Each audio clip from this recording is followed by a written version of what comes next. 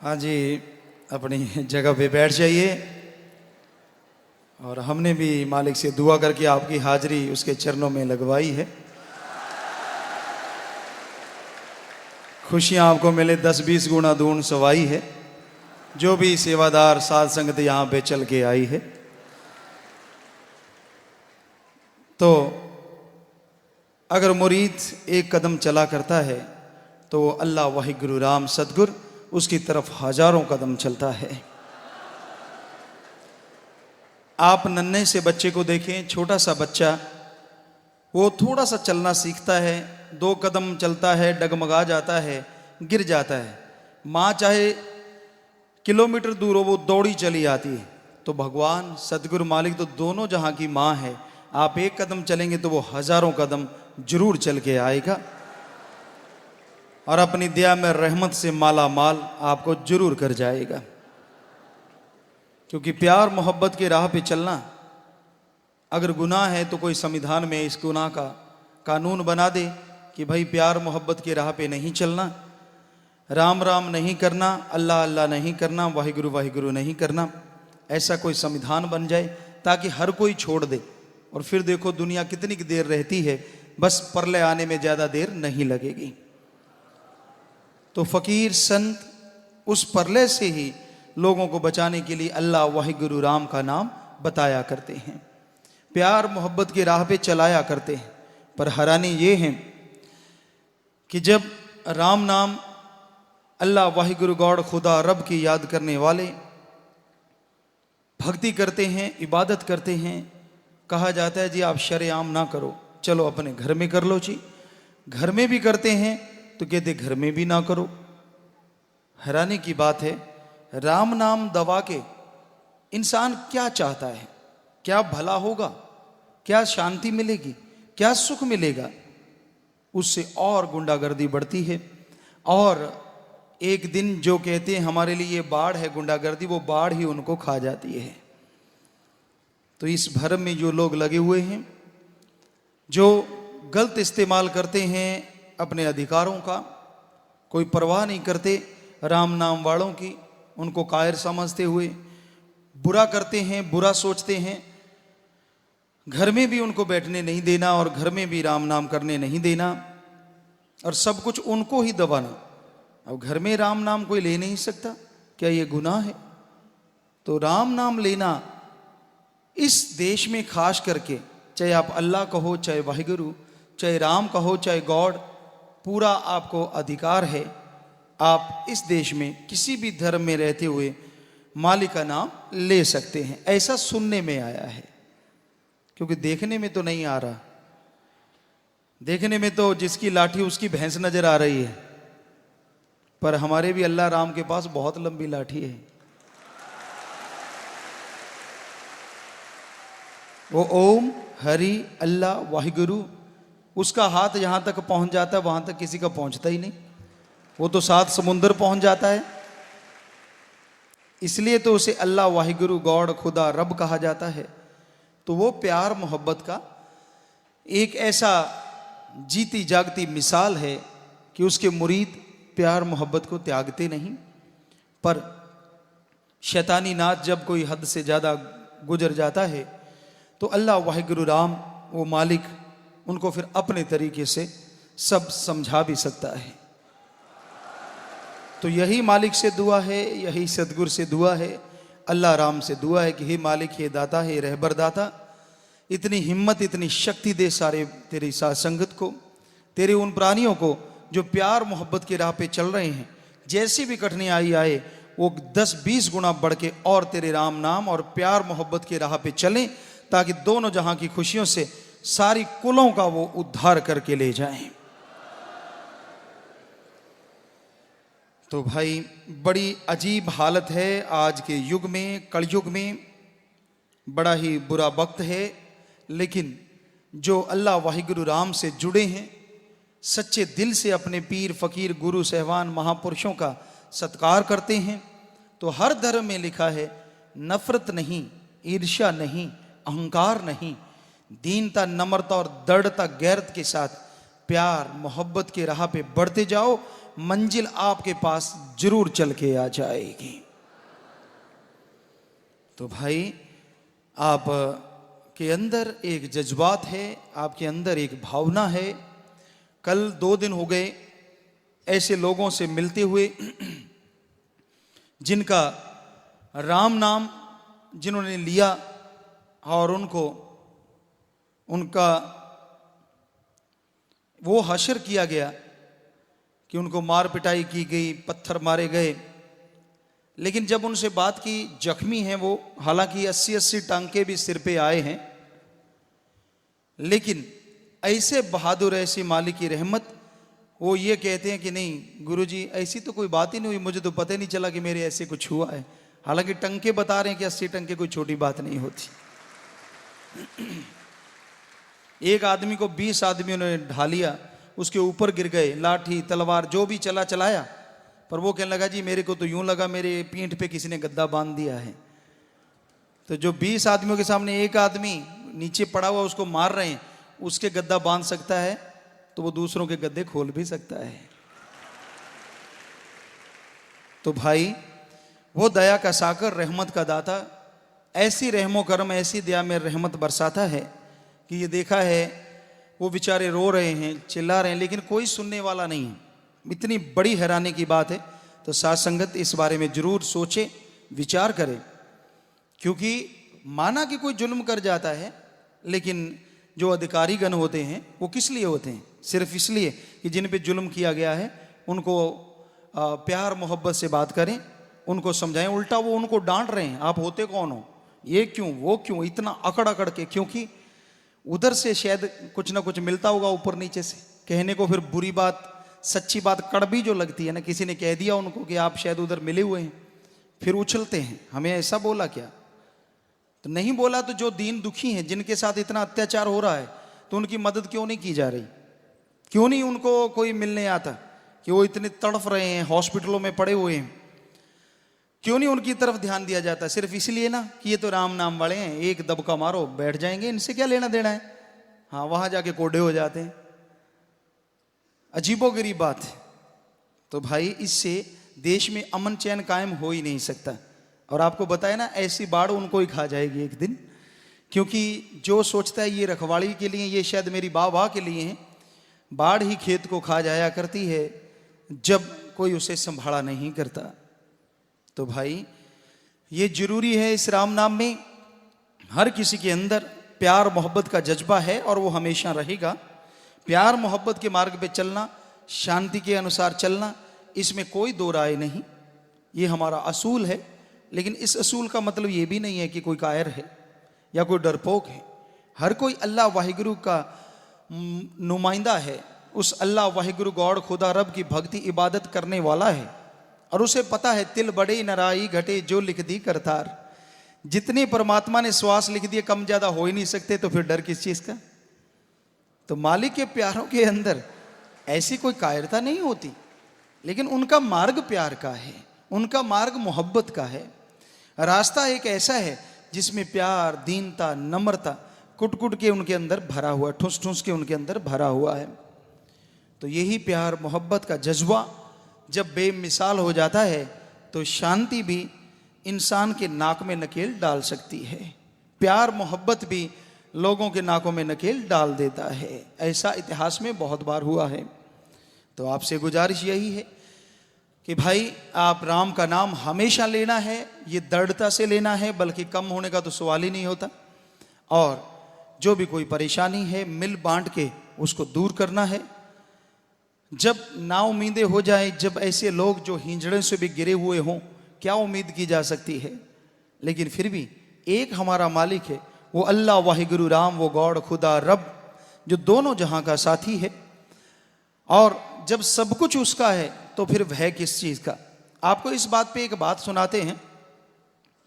इस्लाम धर्म के पैगंबर मोहम्मद साहब एक बार अपने मुरीदों को, अपने शिष्यों को साथ लेके एक मस्जिद में चले गए, और मस्जिद में जाके सभी को खड़ा कर लिया। तो कहने लगे, भाई आपको डर किस चीज का है? किस चीज को मानते हो? आपके पास क्या क्या है जो आप डरते रहते हो? क्या है आपके पास ऐसा?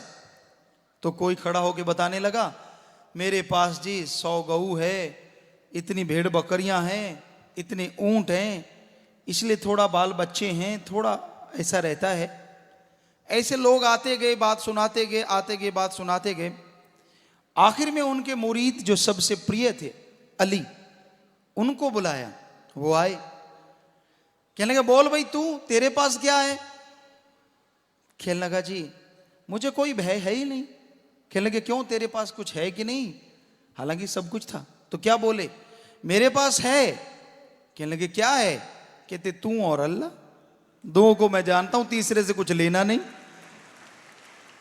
तो जिनके पास ये दो होते हैं उनके पास अरबों करोड़ों खरबों होते हैं, सब कुछ होता है उसके पास, कोई कमी नहीं होती। सच्चा पीरो मुर्शिद कामिल मिल जाए और अल्लाह राम से वो मिला दे तो दोनों जहां की खुशियां उसकी झोली में जरूर पड़ा करती हैं।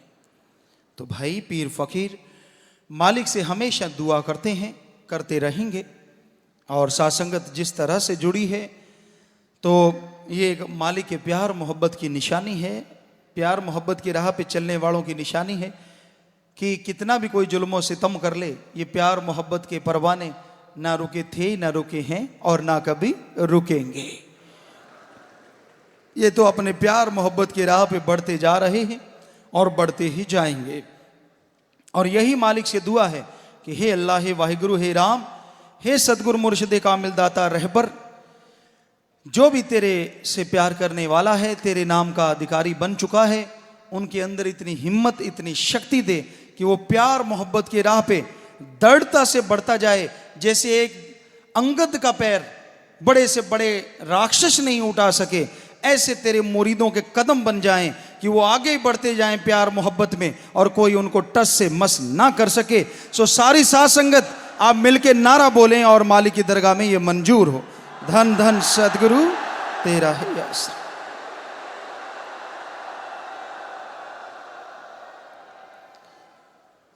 तो वो मालिक दया का सागर जरूर मंजूर करता है, वो कदम को ऐसा ठोस बना देता है कि जो रुकने का नाम नहीं लेता।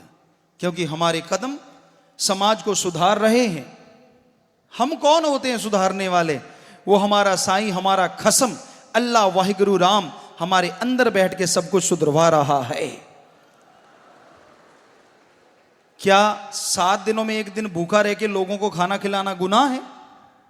क्या अपने कपड़े दूसरों के पहना के उनका नंगेज ढकना गुनाह है? क्या पागल, बुरे हाल, फटे हाल घूमते हुओं का इलाज करवाना गुनाह है? क्या कोई विधवा हो जाए और उसका मकान बना के देना, उसके बच्चों की परवरिश करना, बच्चों को पढ़ाना, यह गुनाह है? क्या मरने के बाद आंखें देना और अंधों को निगाह दे देना, क्या यह गुनाह है? क्या थैलीसीमिया के मरीज जो खून 15 दिन के बाद ना लगे तो मर जाएं शायद, उनको खून दान देना क्या गुनाह है? क्या एक सेना जो दिन रात जागती है और समाज के लिए वो ड्यूटी देती है, क्या उनको खूनदान देना गुनाह है? कोई भी मरीज किसी भी धर्म का हो, आज तक भी साथ संगत बिना धर्म जात मजहब देखे सबको खूनदान दे रही है। मौके पे पहुंच के उनके बचने का एक जरिया बन रही है। बचाने वाला तो अल्लाह वाहिगुरु राम है। तो क्या यह गुनाह है? आंखें दान करना क्या गुनाह है? कहीं भी दीन दुखियों की मदद करने पहुंच जाना, चाहे वह उग्रवादी क्यों ना हो। जैसे जम्मू कश्मीर सेना ने चारों तरफ से घेर के, रॉकेट लॉन्चर उनके पास, सेना के पास AK-47 बताया, हमें लिख के दिया उनके कमांडर ने कि ये सारे हथियार लेके अपनी साध संगत को चारों तरफ से कवर करके लेके गए। और साध संगत ने वहां नीचे धसे हुए जमीन में से मकान निकाल निकाल के, बर्फ हटा हटा के मकान बना के दिए। क्या यह गुनाह है? सुनामी के टाइम यहां सेना के 10 लोग पहुंचे, सिर्फ वहां 21 लोग आप में से पहुंच गए और वहां जाके पेड़ों पे टंगे हुए लोगों को बचाया। कि यह गुनाह है? तो अगर ऐसा यह गुनाह है, घर में बैठ के अल्लाह वाहिगुरु का नाम लेना, उस परमात्मा से सबका भला मांगना, अगर यह सब गुनाह है तो ऐसा गुनाह आप सब लोग बार बार करें। यह मालिक से दुआ है। क्योंकि भला करना गुनाह नहीं है, बल्कि भला करना तो एक ऐसा पुण्य कार्य है जो आपको ही नहीं, जो आपके पहले भी बुजुर्ग गुजर गए और आने वाली पीढ़ियां जो हैं उनका भी पार उतारा जरूर करवा देगा। तो हमारा काम प्यार मोहब्बत के राह पे चलना है। अभी हमने जो सवाल किए, जो अपने आप को फन्ने खां बुद्धिजीवी और समाज के बहुत बड़े लोग कहलाते हैं, उनसे पूछ के बताइए अगर ये सब गुनाह हैं तो फिर पुण्य कौन सा है, वो हमें बता दीजिए ताकि हम उस पुण्य को कर लें। भ्रूण हत्या में जिनको मार दिया जाना था, उन बच्चियों को साध संगत अपनी गोद में लेके उनका पालन पोषण कर रही है, उनको बड़ा कर रही है, और जब तक वो जवान होके किसी काम में नहीं लगेंगी उनकी जिम्मेवारी उठा रही है। क्या ये गुनाह है? और वो अनाथ बच्चे जिनका कोई भी नहीं था, उन लड़कों को यहां लाके उनका परवरिश करना, पढ़ाना लिखाना, कोड़ी कुश्तियों की मदद करना, रेलवे स्टेशन पे घूमते हुए पागल अंगहीनों की मदद करना, क्या ये गुनाह है? तो फिर कोई पुण्य बताए हमें आके कि पुण्य कौन सा है, हम वो भी पुण्य कर डालेंगे। और साध संगत से भी हाथ जोड़ के जरूर प्रार्थना करेंगे कि ये पुण्य रह गया है, इसको भी कर डालो। तो बड़ी हैरानी होती है जब आके साध संगत को ही घूरा जाता है, साध संगत को ही तंग किया जाता है। अजीबोगरीब बात, अजीबोगरीब बात।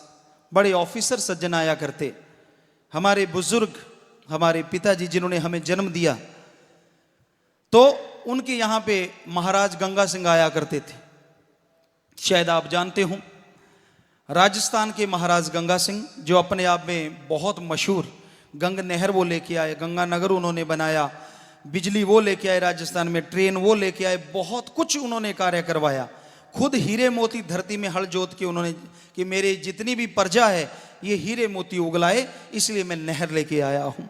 तो वो वहां पे आया करते थे, खेत में रुका करते थे, तो वो सुनाया करते थे ये सब बातें। लेकिन आज इस कलयुग में वो सारी बातें उल्ट नजर आ रही हैं कि कोई एक, आप किसी बिच्छू है, वो जा रहा है, कुछ नहीं कहेगा आपको, उसके हाथ लगा के देखो, वो भी डंक चलाएगा। क्यों? क्योंकि आप उसे मारने जा रहे हैं। कोई छिपकली है कि उसके कोई विष नहीं है इतना ज्यादा, लेकिन जैसे आप उसको मारने जाते हैं तो वो अपनी पूंछ तोड़ देती है ताकि वो उछलती रहे और उसका दुश्मन समझे कि छिपकली तो यहां है, वो पूंछ के पीछे रह जाए और छिपकली भाग जाए। तो कुदरत के कादिर ने हर प्राणी को आत्मरक्षा का अधिकार दिया है, लेकिन वो अधिकार भी छीना जा रहा है। कोई घर में किसी को गुनाह नहीं कर रहे, राम नाम ले रहे हैं, अल्लाह मालिक की भक्ति, और उनको ही कोई मारने आ रहा है, उनको पीटने आ रहा है, और उल्टा तंग किया जा रहा है साध संगत को। कितनी हैरानी की बात है, कितनी अजीबोगरीब बात है। क्या अल्लाह वाहिगुरु राम ने यह कानून नहीं बनाया हर प्राणी के लिए? क्या हर प्राणी को कुछ दिया नहीं? जैसे कछुआ है वो अपना मुंह छुपा लेता है, तो उसके लिए वो आत्मरक्षा है, उसका खोल इतना सख्त है कि कोई कुछ नहीं कर पाता, इतना सख्त है वो। तो हर प्राणी को कुदरत के कादिर ने आत्मरक्षा दिया है, और किसी को कोई कुछ नहीं कहता। अपने घर में राम नाम है, कोई सांझी जगह नहीं, कोई पंचायती जगह नहीं, कोई और जगह पे नहीं, तो क्या ये गुनाह है? तो हम उन लोगों से पूछते हैं जो फिर भी साध संगत को तंग करने पे तुले हुए हैं, तो फिर पुण्य कौन सा है वो आके जरा बता जाइए। क्या ये पुण्य है कि तलवारें नंगी घुमा के लोगों को डराया जाए? क्या ये पुण्य कार्य है कि जहां जाके मर्जी गुंडागर्दी की जाए? ये अगर पुण्य है तो ऐसा पुण्य आप ही कमाओ, हमें कमाना नहीं आता। हमें तो प्यार मोहब्बत का पुण्य कमाना आता है। और यकीन मानिए, जो सच्चे दिल से इस दरबार में नारा लगता है वो कभी खाली नहीं जाता, सवाल पैदा नहीं होता। और फकीर भी ऐसा टाइम तब ऐसी बातें बोलता है जब इंतहा हो जाती है जुल्म की, और जब बाढ़ ही खेत को खाने लगती है, तब ऐसे दरिंदों के लिए दिल से एक बात निकलती है कि ऐसे कर्मों का ऐसा फल तेरे को मिलेगा जरूर, ज्यादा देर भी नहीं लगेगी।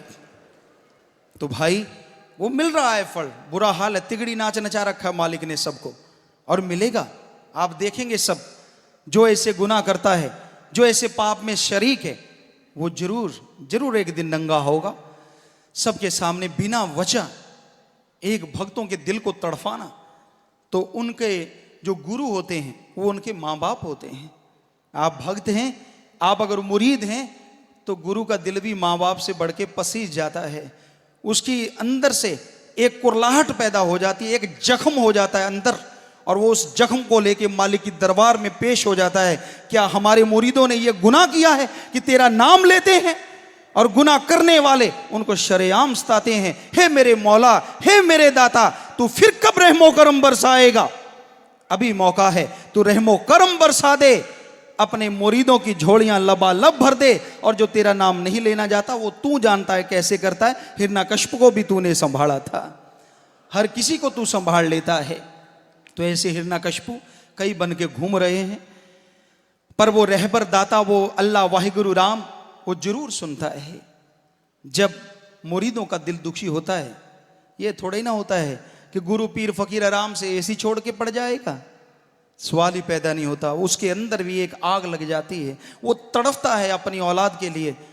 वो अपनी औलाद इसलिए समझता है क्योंकि वो मालिक से जुड़ा होता है कि सब मालिक की औलाद हैं, और भक्तजन भी अपने गुरु को, अपने सदगुरु को माँ बाप से बढ़ के प्यार करते हैं। वो करते हो ना करते हो, वो गुनाह करते हो चाहे ना करते हो, लेकिन एक कदम भी वो चल के आते हैं तो पीर और मुर्शिद कामिल को लाज होती है, और वो मालिक की दरगाह से उससे जुड़ा होता है और सब कुछ अता कर देता है। इस पे आपको एक और छोटी सी बात सुनाते हैं। एक मस्त फकीर था, और वो मस्त फकीर झूमता हुआ जा रहा था। उसका गुरु था, उसका पीरो मुर्शिद कामिल था भीख, जिसका नाम था भीख। और वो झूमता हुआ गलियों में, बाजारों में एक ही कहता जा रहा था, जा भीख, या भीख रहम कर, जा भीख मुझे चरणों में जगह दे, या भीख तू सब कुछ है मेरा दाता रहबर साईं सब कुछ। सामने से कट्टरपंथी लोग आ रहे थे। उन्होंने पूछा, रे तेरा अल्लाह कौन है, राम कौन है, परमात्मा कौन है? कहने लगा भीख। कहने लगे गुनाह करता है, कुफर तोलता है, एक आदमी को अल्लाह बताता है। तेरा पीर कौन है? कहते या भीख। तेरा पैगंबर कौन है? कहता या भीख। इतना कहना तो बहुत होता है। गुस्सा आ गया, पकड़ के ले गए। उस समय आम धार्मिक दरबार हुआ करते, काजी या जो भी, तो उनके सामने पेश किया गया कि ये कुफर तोलता है। तो काजी ने भी पूछा, तेरा अल्लाह कौन? कहता भीख। निर्भय, चेहरे पे कोई सिकनी नहीं, हालांकि नूर रखा है, बाजू बांध रखे। कहते तेरा पैगंबर कौन है? कहता भीख। तो लिख दिया, इसको सूली पे चढ़ा दो। तो बस उनका निर्णय आखिरी होता था, लेकिन बादशाह की एक मोहर लगाई जाती थी। तो शायद अकबर बादशाह था उस समय, उसके सामने पेश किया गया। अकबर ने पूछा, क्या बात है? कहती है ये गुनाहगार है, काफिर है, ये अपने गुरु को अल्लाह और गुरु को पैगंबर मानता है। अकबर बादशाह ने जब देखा सामने वो फकीर खड़ा है और उसकी चेहरा दग दग कर रहा है, आंखों में डर भय राम की कोई चिंता की रेखा ही नहीं है, तो उसका वजूद कांप गया कि मैं शहनशाह हूं, मैं इसकी तरफ देख नहीं पा रहा, जरूर इसमें कोई बात है। वो कहता है छोड़ो इसको, बंधन खोल दो। कहते जी भाग जाएगा। कहते भागने दो। खोल दिए बंधन। क्या भागना था फकीर ने। तो बादशाह ने पूछा, तेरा अल्लाह कौन है? कहता भीख। कहता तेरा पैगंबर? कहता भीख। पूरा दृढ़ता से, निश्चय से जवाब दिया। तो बादशाह कहने लगा, यार 4 साल हो गए, बरसात नहीं हुई। हे महात्मा, हे फकीर, क्या तेरा भीख बरसात करवा देगा? कहता पूछ के बताता हूं। साइड में चला गया, समाधि में बैठा। कहता हां, परसों बरसात हो जाएगी। कहता अगर ना हुई? कहता ऐसे कैसे होता है? भीख कहता है होगी तो होगी। कहता ठीक है। एक दिन गुजरा, अगला दिन आया। 5 सालों से जो काल पड़ा हुआ था, अचानक बादल उमड़े घुमड़े और एकदम से बरसात मूसलाधार बरसी। ऐसी बरसी कि जबरदस्त बरसी। अगले दिन पकड़ के ले आए। बादशाह कहने लगा जल्दी बुलाओ उस फकीर को। बुलाया। कहने लगा भी बरसात करवा दी? कहता मैंने थोड़े, भीख ने करवाई है। कहते बोल क्या चाहिए? कहता भीख। मुझे तो मेरा भीख चाहिए। बादशाह हैरान रह गया, इसको कोई लालची नहीं है, कोई इसको कोई चीज डगमगा ही नहीं सकती, क्योंकि लोगों की कमजोरियां देखते हैं। कोई किसी का पैसा, कोई किसी की कोई सामान, कोई कुछ देखता है, शायद किसी लालच में आके डगमगा जाए। बुरा ना मानना, कोई यहां भी बैठा हो तो भाई डगमगाने वाला। माया रानी चीज ही गंदी है, पर कोई हो सकता है, कोई, सारे नहीं, सारे तो मालिक के प्यारे हैं ज्यादातर। तो वो कहने लगा जी मेरे को तो भीख चाहिए। कहते नहीं, तुझे 10 गांव का पटा देते हैं, 10 गांव तेरे हो गए। कहते मैंने गांव से क्या लेना है, मुझे तो भीख चाहिए। कहते ना, कहते मैं नहीं लेता। कहते भीख को देंगे। कहते आपकी मर्जी और भीख जाने आप जानो, कहां है भीख, मिला तो दे। कहता मिला देता हूं, चलो। चल पड़े, भीख के पास पहुंचे। उनके गुरु और चेहरा दग दग कर रहा है नूर से, अल्लाह मालिक से तार जुड़ी हुई है। उसके पास पहुंचे, कहते ये 10 गांव का पटा है, ऐसा ऐसा करके। वो कुछ नहीं बोले, चुपचाप रहे, ना पटा उठाया। और वो बादशाह सारे जितने लोग थे उनको आशीर्वाद दिया, सब वापस चले गए। तो वो मुरीद अपने गुरु के चरणों में गिर गया। कहता जी मुझे तो आपके दर्श दीदार चाहिए। कहते भोले, जिस समय तूने मुझसे बरसात मांगी उस समय मेरा हाथ अल्लाह से जुड़ा हुआ था। अगर तू उस समय मांग लेता कि मुझे पैगंबर बना दे, मुझे अल्लाह बना दे, तो मैं तुझे उसी समय अल्लाह से मांग के अल्लाह बना देता। तूने तो भीख सिर्फ मांगा बरसात।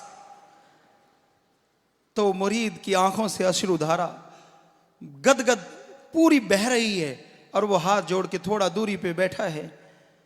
तो गुरु कहता है, पीर मुर्शिद कामिल कहता, बोल क्यों नहीं किया तूने ऐसा। कहता मैंने तो बरसात भी नहीं मांगी, फिर मैंने तो आपको मांगा था कि मुझे तो भीख चाहिए है, मेरे भीख, ये लोग बरसात चाहते हैं, मैं तो आपको चाहता हूं। कहते अब क्या ख्याल है, तुझे चाहता हूं। तो झट से आके अपनी झोली में ले लिया और कहने लगे जा, जिसको भी गुरु मंत्र देगा दोनों जहां में वो पार हो जाएगा।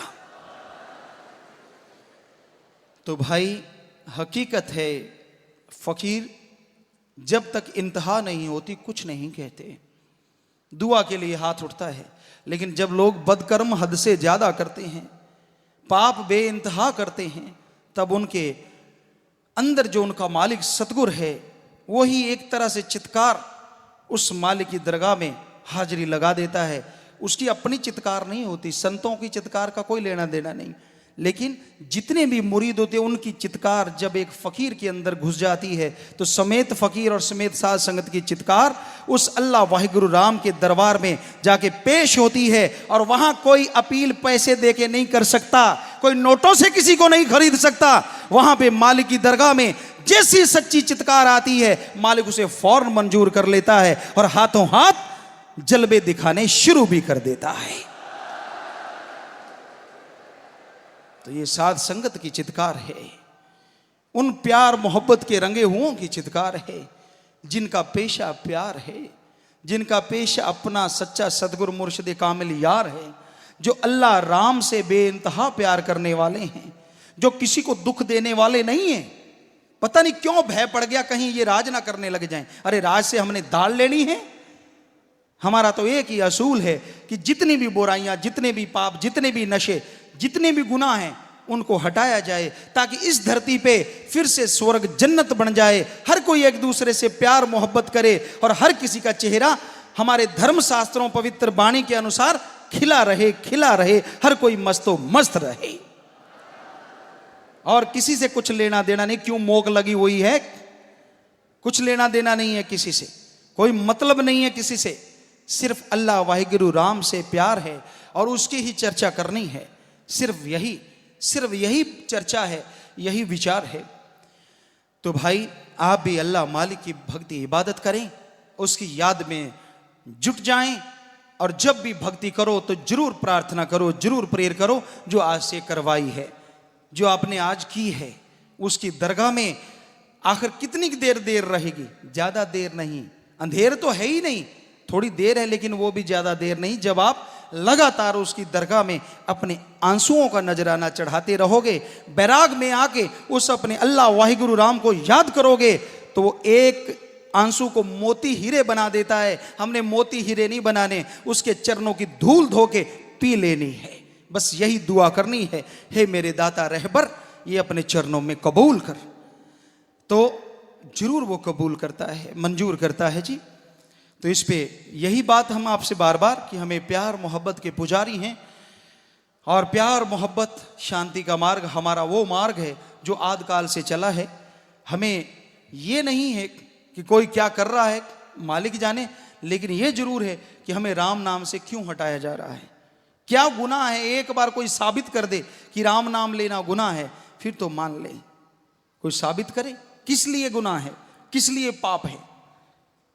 तो भाई यही बात, यही सच्चाई आपकी सेवा में अर्ज करनी थी जी।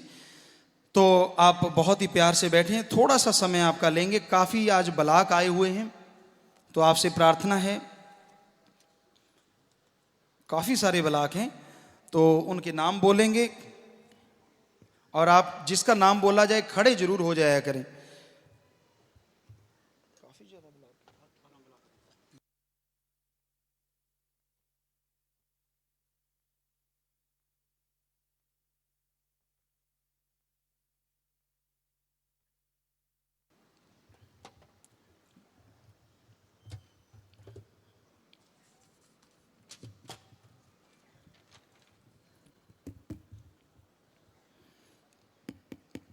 हाँ जी, बलाक आए हैं।